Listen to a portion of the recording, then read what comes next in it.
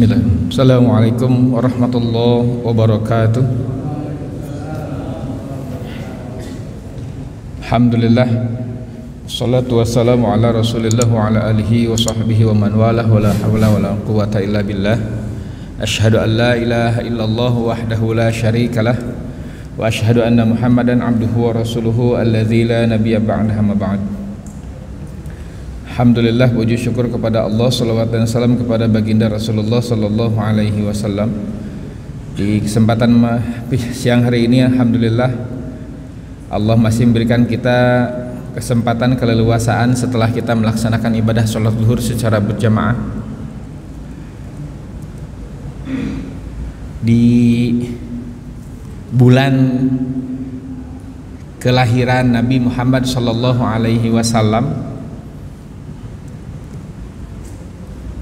Menurut perhitungan Hijriyah, menurut perhitungan kalender, ya boleh dibilang kalender Islam, meskipun sebenarnya kalender Masehi sudah ada ya, kalender justru yang sudah ada perhitungan tahunnya itu tahun Masehi, tahun Hijriyah belum ada.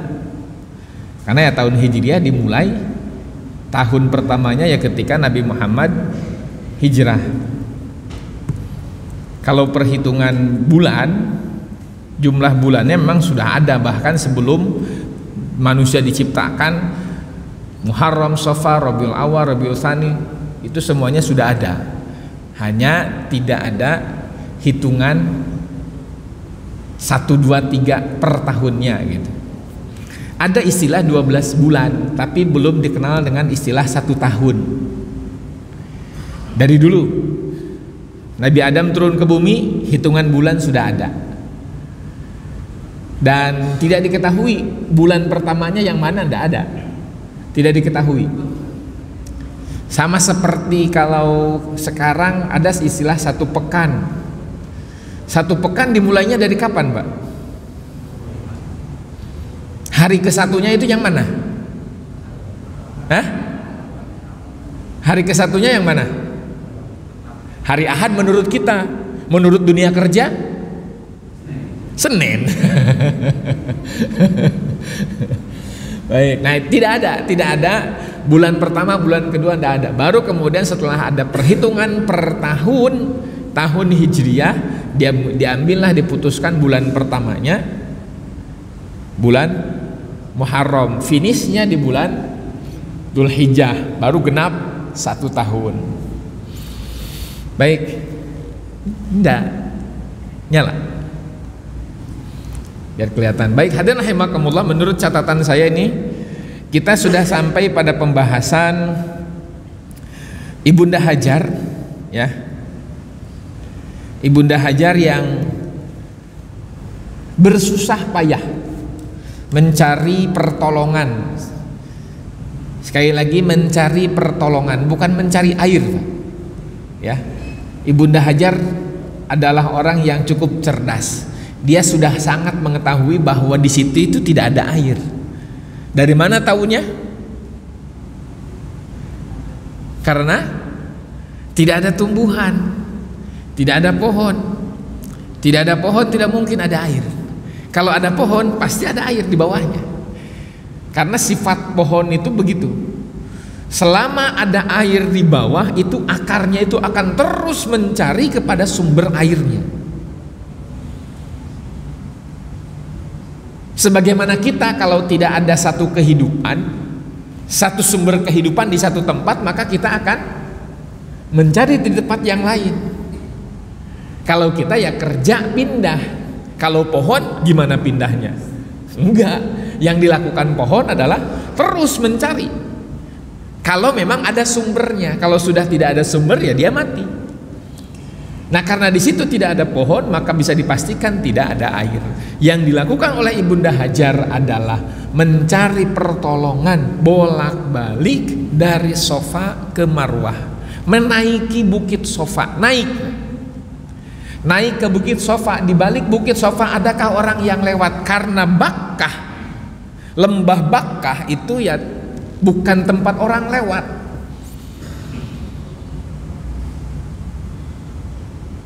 Ada kemungkinan orang lewat di balik bukit Safa atau di balik bukit Marwah. Maka yang dilakukan Ibunda Hajar sekali lagi bolak-balik mencari pertolongan barangkali. Jaraknya antara Safa dan Marwah itu sekitar 450 meter. Kita genapkan jadi 50 lah. Itu jarak 450 meter itu sekarang jalur trek mas'a, tempat sa'i. Dan kita tidak harus menaiki karena memang sudah dibangun setidaknya ada 3 tingkat. Tingkat pertama, tingkat kedua, tingkat ketiga, dan untuk mentafakurinya cukup sulit untuk sekarang karena perbandingannya sangat jauh. Ibunda Hajar mencari pertolongan, dulu sudah ada alas kaki atau belum ya, saya kurang tahu, belum, nggak dapat informasinya apakah ada alas kaki atau tidak gitu. Sudah ada alas kaki atau belum bisa dipastikan gitu, ada atau tidaknya. Tapi ya kalau dilihat dari peradaban mungkin belum. Kalaupun sudah ya, itu bukit Safa, bukit Marwah itu kan batu, runcing-runcing.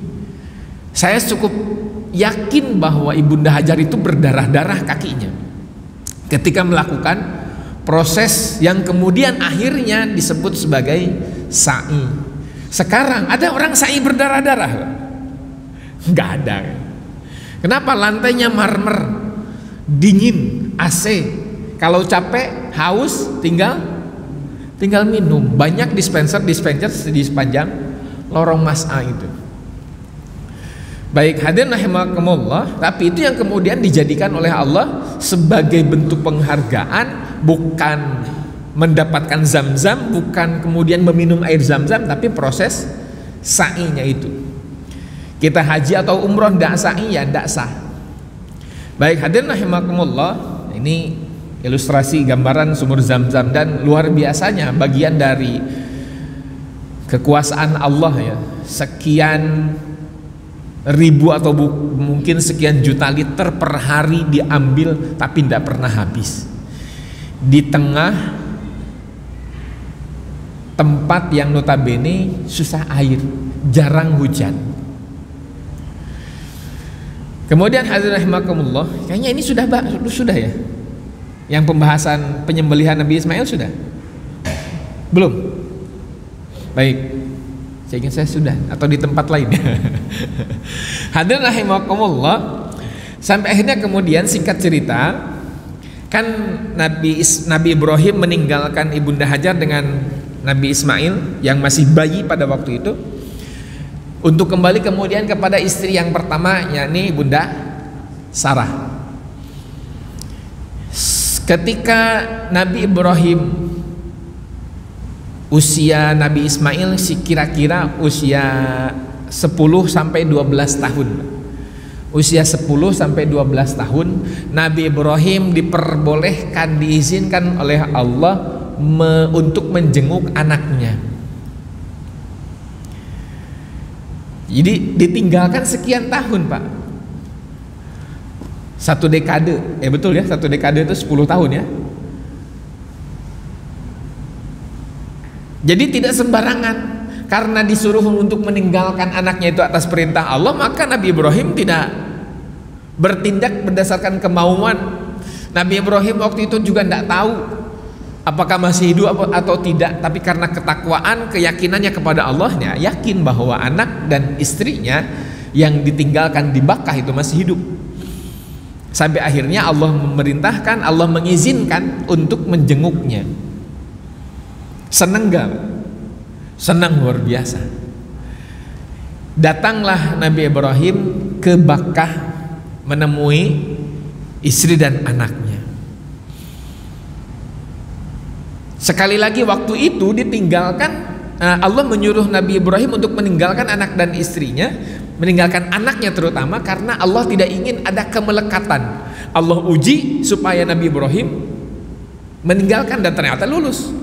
Berikutnya, karena senangnya Nabi Ibrahim, karena cinta kepada anaknya, Allah uji lagi. Bisa nggak nih kira-kira Nabi Ibrahim? Bisa nggak kira-kira nih Ibrahim lepas dari keterikatan dengan dunia, dalam hal ini anak, dengan cara Allah wahyukan melalui mimpinya bahwa dirinya menyembelih anaknya.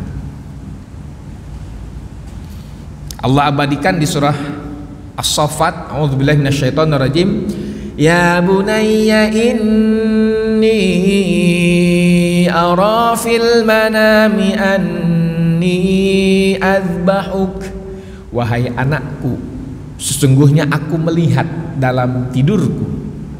Artinya bermimpi. Mimpinya Nabi itu wahyu bahwa aku menyembelihmu. Proses bermimpinya tidak sekali, Pak, sampai 3 kali, karena khawatir itu dari setan. Masalahnya ini di luar nalar. Wahyu sih wahyu gitu, tapi kalau harus menyembelih anak masa sih gitu kan. Masalahnya ini membunuh loh, membunuh anak gitu. Nabi Ibrahim khawatir itu dari setan. Malam kedua bermimpi lagi. Kali ketiga bermimpi lagi, baru kemudian Nabi Ibrahim yakin bahwa itu adalah mimpi. Yang dilakukan Nabi Ibrahim bukan langsung eksekusi, tidak, meskipun itu wahyu. Ditanya, fanzur madza tara, bagaimana pendapatmu? Nabi Ibrahim ingin tahu, kira-kira nih pendapat anak gimana. Dan jawaban luar biasa dari Nabi Ismail, ya abati f'al ma tu'mar, ya abati, wahai abah, wahai bapakku, if'al ma tu'mar, lakukan, laksanakan apa yang diperintahkan. Satajiduni insyaallahu minas sabirin, engkau akan mendapati aku insyaallah sebagai orang yang sabar. Ini surah As-Saffat ayat 102. Dan proses penyembelihannya itu terjadi. Proses penyembelihannya itu terjadi. Di tafsir Al-Qurtubi dijelaskan, Nabi Ismail ketika akan disembelih itu minta 3 syarat. 3 syarat. 1, agar badannya diikat. Tolong ikat badan saya. Kenapa? Saya khawatir setan masuk. Memang sudah pasrah, begitu mau eksekusi setan masuk, berontak, gak jadi. Minta diikat, Pak. Yang kedua, tolong tajamkan pisau. Itu permintaan Nabi Ismail. Yang ketiga, tolong tutupi baju ayah dengan kain. Aku khawatir ada darah yang terkena kepada baju, dan ketika ayah pulang nanti ketemu dengan ibu ngelihat nanti ibu sedih. Masih mikirin perasaan orang lain, Pak. Padahal mau disembelih. Dipenuhi syarat.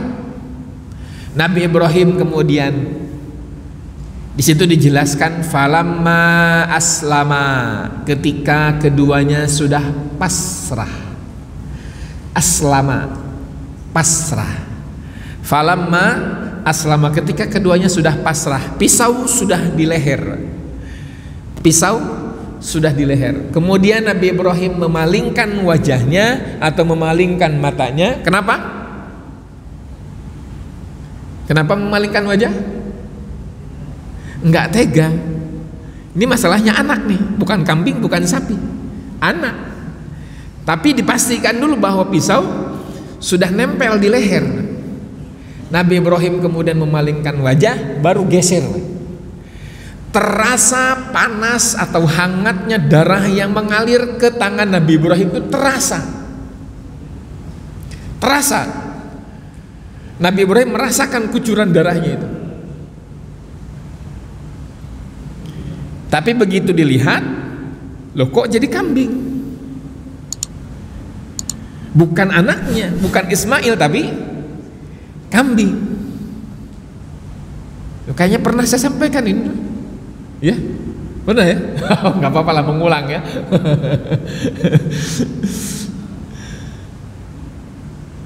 Kalau memang pernah ini buktinya nih, buktinya. Itu kambingnya siapa? Ayo, katanya pernah. Kambingnya siapa? Kambingnya Habil. Kambingnya Habil. Kambingnya Habil yang Allah pinta untuk dikorbankan, dan Allah terima kambingnya itu, Allah simpan. Ribuan tahun yang lalu Allah simpan, Allah persiapkan. Yang kemudian akhirnya digantikan posisinya antara kambing yang Allah simpan itu dari zaman Habil, dari zaman Nabi Adam, dengan posisi Ismail. Mudah saja. Apa tuh namanya istilahnya tuh? Perpindahan dua benda sehingga bertukar itu, bertukarnya dua benda itu. Ada istilahnya nggak? Telekinesis ya. Kalau teleportasi kan kita pindah doang atau apalah, nggak tahu. Dan itu sangat memungkinkan bagi Allah Subhanahu wa taala karena terbukti. Kita percaya, kita yakin dengan keimanan bahwa itu terjadi. Maka pada akhirnya ya, ketika pembahasan Isra Mi'raj, ya Nabi SAW untuk pergi ke langit pertama, kedua, ketiga sampai ke Sidratul Muntaha kan tidak harus pakai kendaraan juga bisa. Dipindahkan. Jangankan memindahkan satu benda, ditukar bisa sama Allah Subhanahu wa taala. Terjadi proses penyembelihannya dan dua-duanya lulus. Nabi Ibrahim lulus, Nabi Ismailnya juga lulus. Sampai kemudian akhirnya Nabi Ibrahim meninggikan Ka'bah. Di sini disebutkan di ayat Al-Baqarah ayat 127, kata Allah, wa idh yarfa'u Ibrahimul qawa'ida minal baiti wa Ismail. Ketika Ibrahim meninggikan Ka'bah yang kemudian dibantu oleh Ismail. Meninggikan. Karena yang pertama kali membangun adalah Nabi Adam alaihi salam. Yang pertama kali membangun adalah Nabi Adam alaihi salam. Rata, habis, hancur bangunannya ketika banjir bandang zaman Nabi Nuh. Rata. Maka ya tersisa pondasinya saja oleh Nabi Ibrahim, kemudian ditinggikan kembali. Di situ kemudian ada doa dari Nabi Ibrahim. Doa yang pertama, taqabbal minna, terimalah kami, persembahan dari kami. Kemudian doa yang kedua, waj'alna muslimaini laka wa min dzurriyyatina ummatan muslimatan lak. Ya Allah, jadikanlah kami dua orang muslim dan jadikanlah dari keturunan kami ummatan muslimatan lak, umat yang muslim. Nabi Ibrahim tidak hanya mendoakan untuk dirinya, untuk anaknya, tapi juga untuk keturunannya sampai kapanpun adalah sebagai seorang muslim. Maka hadirin rahimakumullah, nanti pada akhirnya nasab dari Nabi Muhammad ke Nabi Ibrahim itu semuanya muslim. Ya. Nasab dari Nabi Ibrahim ke Nabi Muhammad itu semuanya muslim. Bisa dipastikan. Kenapa? Allah memilih Nabi Muhammad dari Abdullah, dari Abdul Muthalib, terus itu orang-orang pilihan, bukan orang-orang sembarangan. Bukan orang-orang sembarangan. Dan semuanya terjaga kesuciannya, Pak. Bukan hasil dari perzinahan, bukan. Dari hasil pernikahan yang sah. Nantilah ada pembahasannya ya, ketika membahas Nabi Muhammad SAW. Nah, kemudian doa yang ketiga, Rabbana wa ba'ats fihim rasulan, di ayat 129-nya, ya Allah, utuslah kepada mereka seorang rasul. Dan doanya dikabulkan oleh Allah, yaitu Nabi Muhammad SAW diutus rasul. Baik, hadirin rahimakumullah. Nah, ini kemarin dibahas.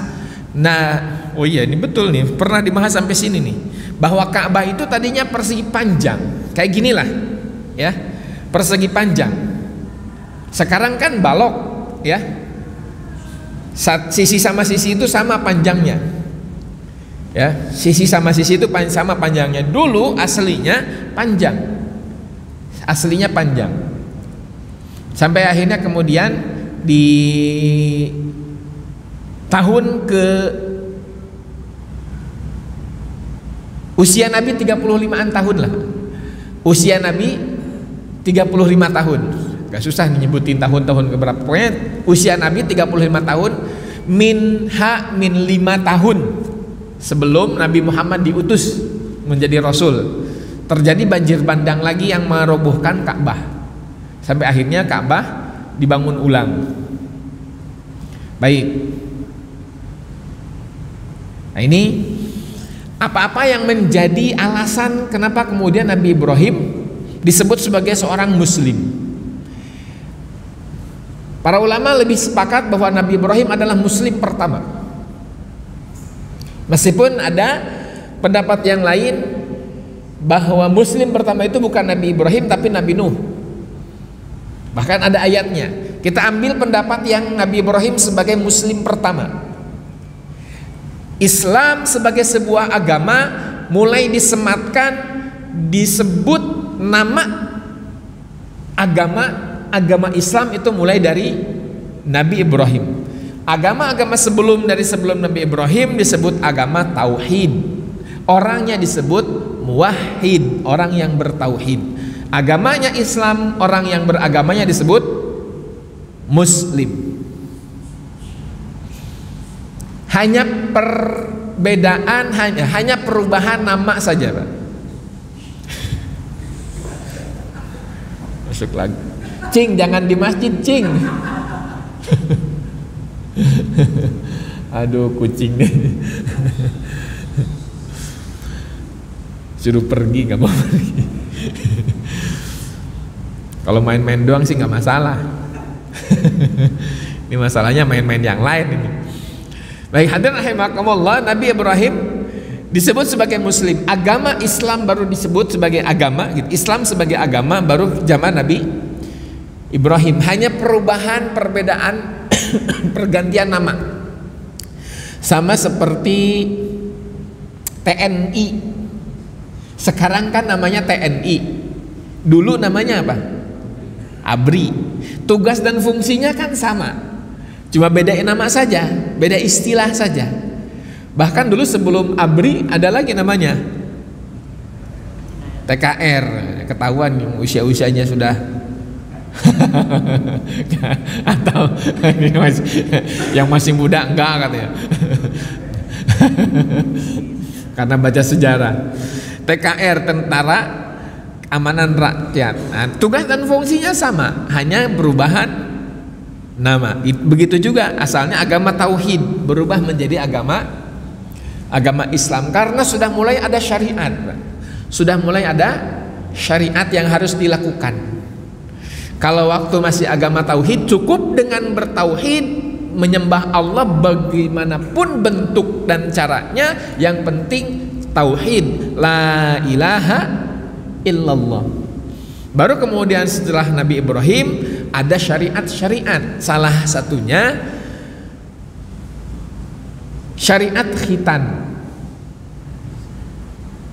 Salah satunya syariat khitan. Nabi Ibrahim adalah orang pertama, manusia pertama yang dikhitan. Beliau mengkhitan dirinya sendiri di usia 80 tahun. Dan mengkhitannya dengan kampak. Jangan dibayangin, Pak. Astagfirullah. Jangan dibayangin. Mengkhitan dirinya karena nggak ada yang lain kan yang bisa. Nabi Ibrahim yang diberikan wahyu. Begini cara mengkhitan.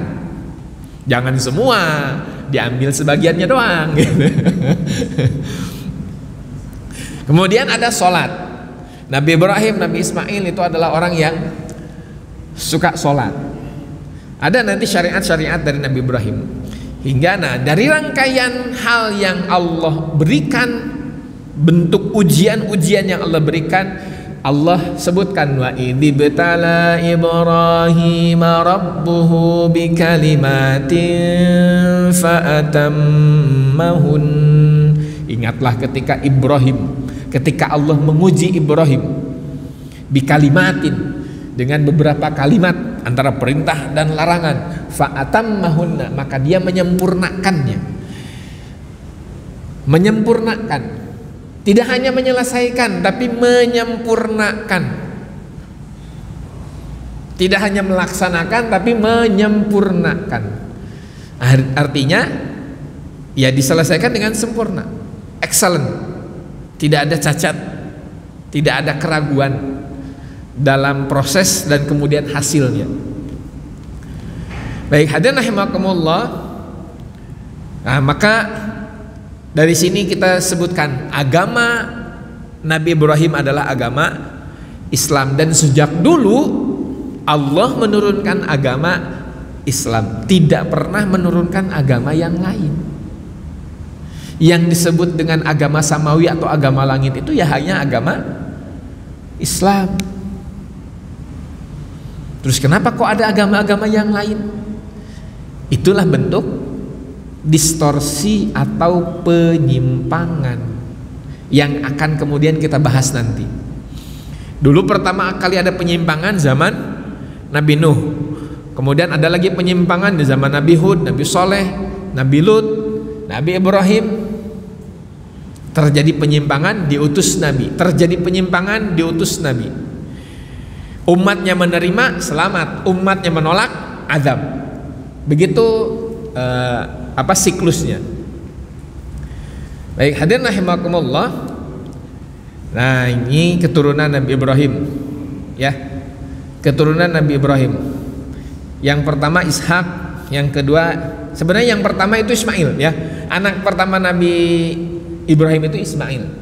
Karena ketika Allah memerintahkan untuk menyembelih anak, yang dimaksud adalah Ismail.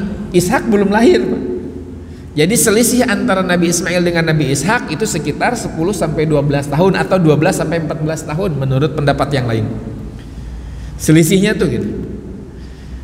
12 sampai 14 tahun. Karena waktu Nabi Ismail mau disembelih itu kan sudah biasa diajak dialog gitu. Sudah bisa berpikir. Dari Nabi Ishak sampai kemudian ke Nabi Muhammad itu adalah keturunan Nabi Ibrahim. Minus Adam yang dari 25 ya. Adam, Idris, Nuh, Hud, Soleh, dan Lut. 6 yang bukan keturunan Nabi Ibrahim. Yang 18 itu ya keturunan Nabi Ibrahim semuanya. Termasuk nah di sini perhatikan Pak. 1 2 3 4 5 6 7 8. Oh 9-nya enggak ada ini. 9-nya enggak ada. Ya. 8 9 katakanlah, 10 11 ada 16 ada 18. Kan di sini ada 18 nabi ya. Betul ya? Ada 18 nabi. Sama Nabi Ibrahim 19. Tapi di sini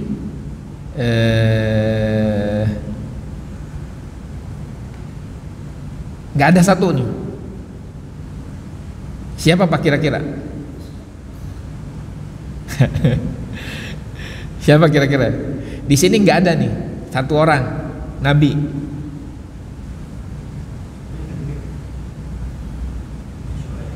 Nabi siapa? Nabi Syuaib. Nabi Syuaib. Kenapa nggak ada Pak? Kenapa nggak ada? Nabi Syuaib itu keturunan Nabi Ibrahim bukan? Nabi Syuaib itu keturunan Nabi Ibrahim, tapi bukan dari Ishak, bukan dari Ismail, tapi dari keturunan yang lain. Jadi ini bukan karena ketidaksengajaan yang ada Nabi Syuaib, tapi karena karena unsur kesengajaan. Nanti ada pembahasannya. Dari jalur Nabi Ishak ini semua Pak, dari jalur Nabi Ishak ini semua keturunan dari jalur Nabi Ishak. Dari jalur Nabi Ismail hanya Nabi Muhammad. Ada nanti dari jalur yang lain ada Nabi Syuaib yang tidak disebutkan di sini. Baik, hadirin rahimakumullah. Nah, istri Nabi Ibrahim totalnya ada 4. 1 Sarah, 2 Hajar, 3 Konturoh, 4 Hajun. Itu istri Nabi Nabi Ibrahim. Dari ibunda Hajar punya anak Ismail. Nanti dari Ismail punya anak Nabi punya anak, nanti punya anak Adnan, terus sampai ke Nabi Muhammad. Dari ibunda Sarah punya anak Ishak. Dari Ishak punya anak Yakub yang kemudian menjadi nenek moyang Bani Israel. Dan dari situlah kemudian para nabi diutus. Dari istri yang ketiga ada namanya Konturoh. Dari Konturoh ini punya anak 6. Salah satunya Madian.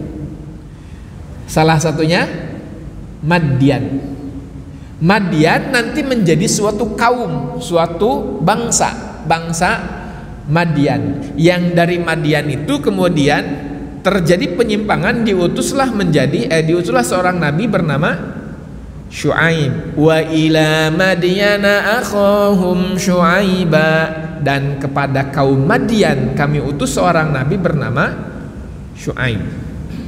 Dan dari istri yang keempat namanya Hajun, tapi tidak disebutkan punya anak atau tidaknya. Baik, hadirin rahimakumullah, satu dalam agama. Kata Nabi sallallahu alaihi wasallam, ana aulan nasi bi Isa bin Maryam fid dunya wal akhirah. Aku adalah orang yang paling dekat dan paling mencintai Isa bin Maryam. Fid dunya wal akhirah, di dunia maupun di akhirat. Wal anbiya'u ikhwatun li'allatin, dan para nabi itu adalah saudara seayah walau ibu mereka berlainan. Ya, sama seperti Nabi Muhammad dengan Nabi Isa, satu ayah dari Nabi Ibrahim meskipun ibunya berlainan. Tapi kalau ditelusuri lagi nyambungnya ke siapa? Kalau ke atasnya lagi siapa, Pak? Jangan dulu ke Nabi Adam, ke Nabi Nuh dulu. Dari Nabi Nuh kemudian baru ke Nabi Adam. Karena kan ada 2 regenerasi ya. Maksudnya dari generasi Nabi Adam, generasi Nabi Nuh. Ummahatuhum syatta wa dinuhum wahid. Meskipun ibu mereka berlainan, wa dinuhum wahid, dan agama mereka adalah satu agama, Islam. Nabi Isa beragama Islam, Nabi Musa beragama Islam, Nabi Daud beragama Islam. Semua nabi beragama Islam. Total ada berapa nabi, Pak? Masih ingat? Total nabi semua yang Allah utus ada berapa? 124.000. Barakallahu fiik. 124.000 nabi, semuanya itu adalah beragama Islam. Ini bukti keislaman Nabi Isa. Amanna billah washhadna bi anna muslimun. Kami beriman kepada Allah dan saksikanlah bahwa sungguhnya kami adalah orang-orang muslim. Ini Nabi Isa dan pengikutnya. Itu nanti juga ada pembahasannya, Pak. Kita masuk pada ajaran agama di zaman Nabi Ibrahim alaihi salam. Satu, ada sholat. Yang kedua, ada zakat yang dikasih tinta merah. Sholat, zakat. Puasa ada, kana yauma asyura tasumuhu Quraisy fil jahiliyah. Ini puasanya warisan dari Nabi Ibrahim. Kemudian haji jelas ya, haji jelas itu dari Nabi Ibrahim. Kemudian ada kurban atau menyembelih hewan, bukan kurban, menyembelih hewannya. Baik. Setidaknya itu. Nanti ada lebih detail lagi, lebih lengkap lagi. Ini fakta dalam distorsi. Distorsi dalam ajaran itu, pertama ada nama dan praktek yang menyimpang. Kan asalnya agama Islam dari zaman Nabi Ibrahim tuh, agama Islam. Sampai akhirnya turun ke bawah terjadi penyimpangan. Ada nama-nama baru. Seperti Yahudi lah. Nanti ya ada pembahasannya. Yahudi itu asalnya nama orang.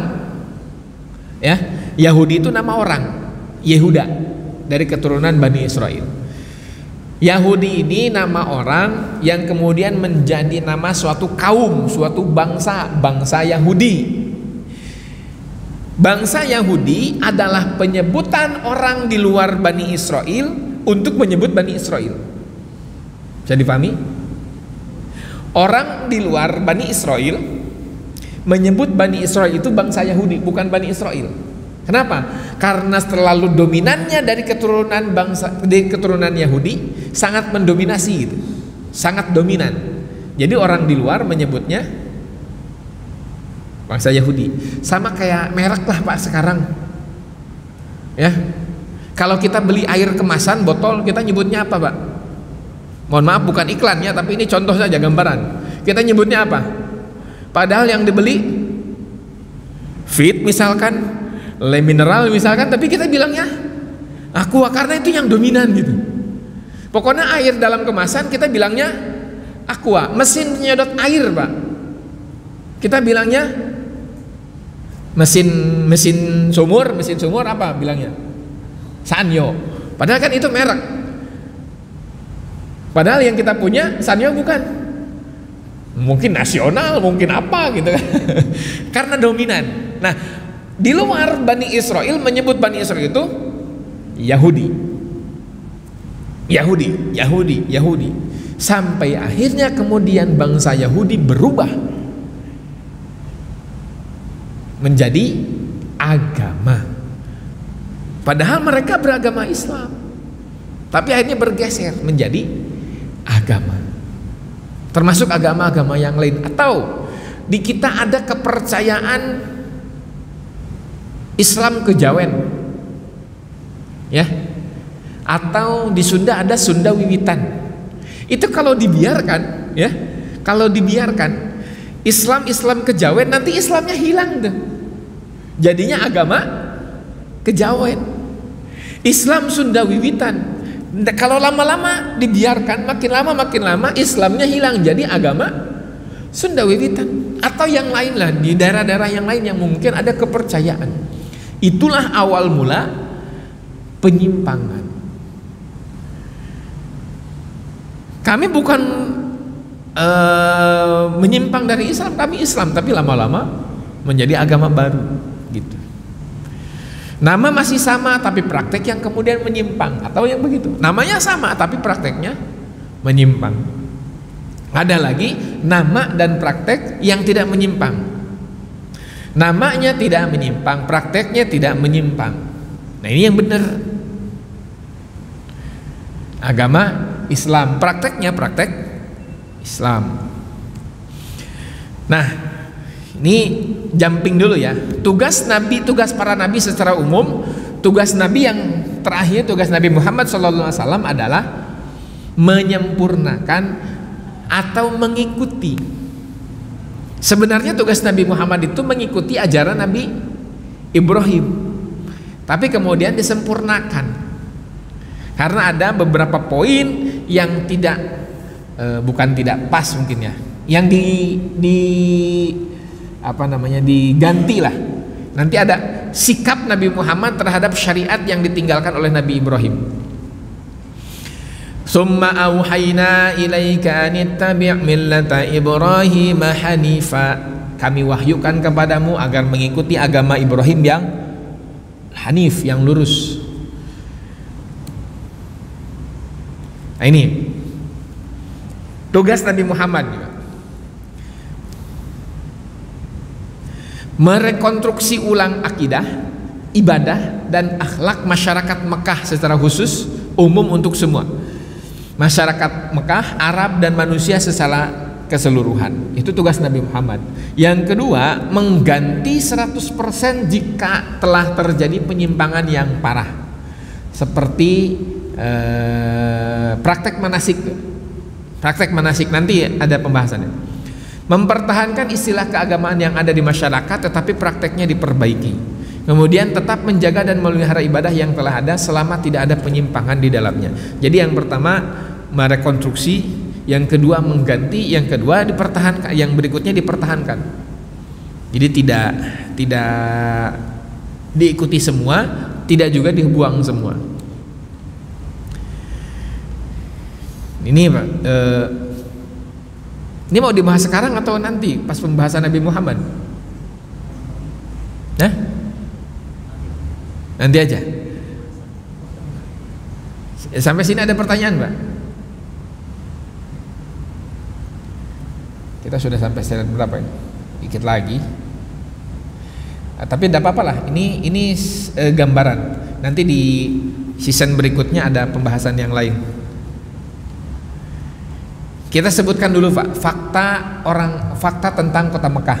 Ketika zaman Nabi Muhammad ya, tidak semua orang Mekah menyembah berhala. Ya. Tidak semua orang Mekah menyembah berhala. Salah satunya Abdul Muthalib, bukan penyembah berhala. Abdullah bukan penyembah berhala. Nabi Muhammad bukan penyembah berhala. Nah, keluarga Bani Hashim lah terutama. Ya, Abdul Muthalib dan Abu Thalib itu bukan penyembah berhala. Kemudian tidak semua orang Mekah berakhlak buruk. Keluarga Bani Hashim, Bani Taim, Bani Adi. Bani Adi itu nenek moyangnya Umar. Bani Adi. Makanya kalau ada cerita yang menyebutkan Umar itu kadang tertawa, kadang menangis. Pernah dengar kisah itu, Pak? Ya, Umar itu kadang tertawa, kadang menangis. Tertawa kenapa? Tertawanya Umar kenapa? Tiba-tiba ketawa, kemudian tiba-tiba menangis. Konon katanya,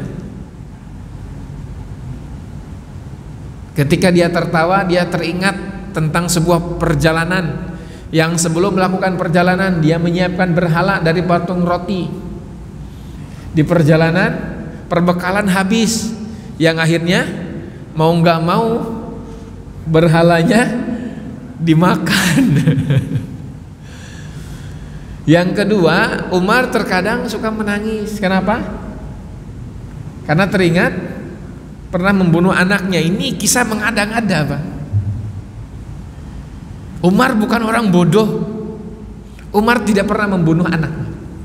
Ya, Umar tidak pernah membunuh anaknya. Kalau Umar membunuh anak, terus yang dinikahi oleh Nabi siapa? Kan ada istri Nabi namanya Hafsah. Itu anaknya siapa? Anaknya Umar, Pak. Hafsah binti Umar. Yang begitu ada, yang membunuh anak perempuan ada, tapi bukan Bani Adi, bukan Umar salah satunya. Perlu diluruskan ini, Pak. Ini kisah karangan orang yang membenci Umar, ya, yang tidak suka terhadap Umar. Emang ada, nggak suka sama Umar. Buatlah karangan begitu bahwa Umar dulu pernah membunuh anak. Nggak. Kebanyakan para ulama tidak sepakat dengan itu, bahwa Umar pernah membunuh anak, tidak sepakat. Kemudian kerinduan terhadap milah Ibrahim, sisa-sisa ajaran Nabi Ibrahim ada, termasuk Nabi Muhammad yang menyadari bahwa ini ajaran agama Ibrahim itu nggak begini gitu, nggak menyembah berhala, enggak. Terus gimana yang benar? Nah itu masalahnya, nggak tahu. Seluruh orang Mekah tidak tahu bagaimana beribadah kepada Allah dengan cara yang benar. Itu problemnya. Termasuk Nabi Muhammad. Kan harusnya gitu ya. Kalau menyalahkan sesuatu harus ngasih solusi, betul nggak? Tidak setuju terhadap sesuatu, kasih solusi yang lain. Tapi ini nggak bisa gitu. Ini nggak sepakat nih dengan ini. Terus solusi yang lain apa? Nggak tahu. Maka akhirnya kemudian Nabi Muhammad kan mengasingkan diri supaya tidak terpengaruh dengan lingkungan itu, sampai akhirnya Nabi Muhammad dapat wahyu. Nah ini awal distorsinya, Pak. Awal distorsi di Mekah pertama adalah seorang bernama Amr bin Luhai dari Bani Khuza'ah. Amr bin Luhai tahun 140 Masehi melakukan perjalanan ke Syam. yang pada waktu itu Syam sudah menjadi daerah jajahan bangsa Romawi. Ketika Bani Israel, kerajaan Nabi Sulaiman diruntuhkan, Amr bin Luhai datang ke Syam. Tadinya bertauhid, Mbak. Dari Nabi Ibrahim perkiraan tahun 2295 sebelum Masehi, perkiraan saja, Pak. Ada yang menyebutkan 5000 sebelum Masehi. Gak ada masalah lah.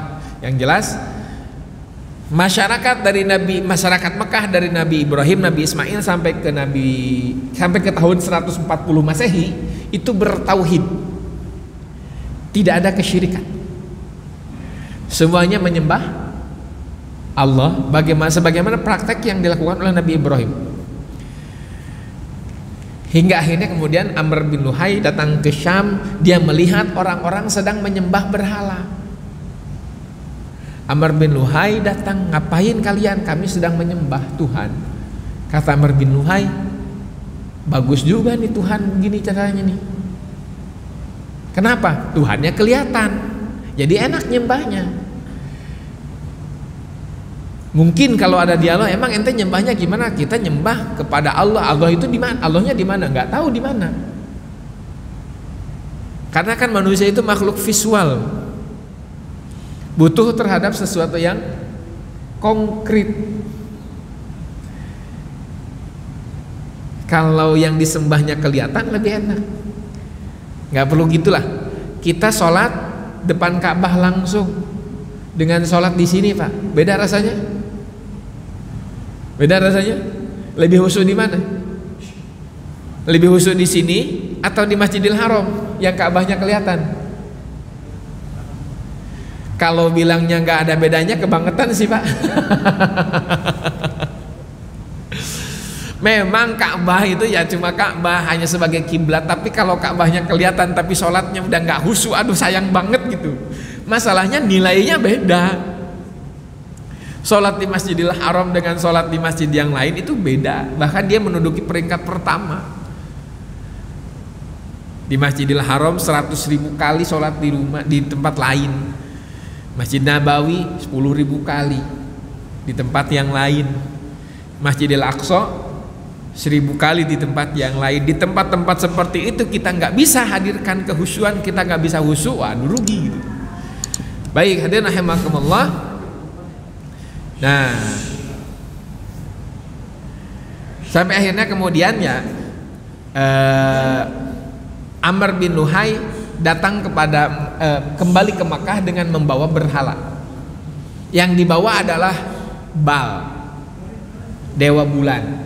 Datang ke Mekah menjadi Hubal. Itu berhala pertama di Mekah, Hubal, berhala pertama. Ya. Nah, tugas Nabi Muhammad adalah meluruskan itu. Baik, hadirin rahimakumullah, ada pertanyaan sampai sini? Sebelum kita akhiri. Karena waktu masalahnya, Pak. Bukannya saya nggak mau lanjut, karena waktu masalahnya. Ada yang sudah larak-lirik jam terus nih. Waduh, belum makan siang nih.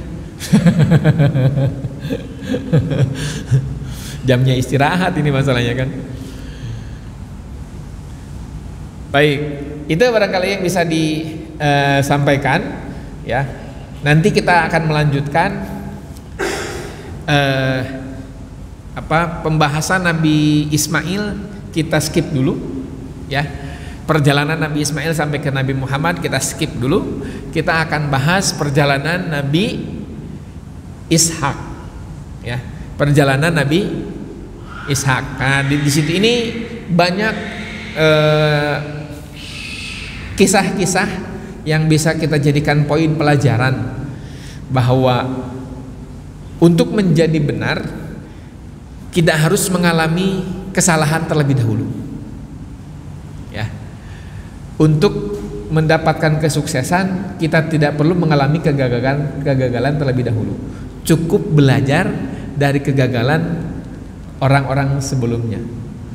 Untuk kesuksesan, untuk menjadi benar kita tidak perlu salah terlebih dahulu. Cukup belajar dari kesalahan-kesalahan orang-orang sebelumnya. Dan dari kisah Nabi Ishak, Nabi Yakub ke Nabi Isa atau yang kita sebut dengan Bani Israel, kita bisa ambil banyak hikmah pelajaran. Ya. Bukan Allah menginginkan kesalahan bagi setiap hamba, tapi memang hamba-hambanya itulah, manusia-manusia itulah yang kemudian berbuat salah, dan kita sebagai generasi belakangan yang harus menjadikan itu sebagai sebuah pelajaran. Mudah-mudahan kita senantiasa istiqomah. Ketemu lagi di pertemuan berikutnya insyaallah dalam nuansa yang lebih baik. Aqulu qauli hadza wa astaghfirullah li wa lakum, subhanakallahumma wa bihamdika asyhadu an la ilaha illa anta astaghfiruka wa atubu ilaik. Assalamualaikum warahmatullahi wabarakatuh.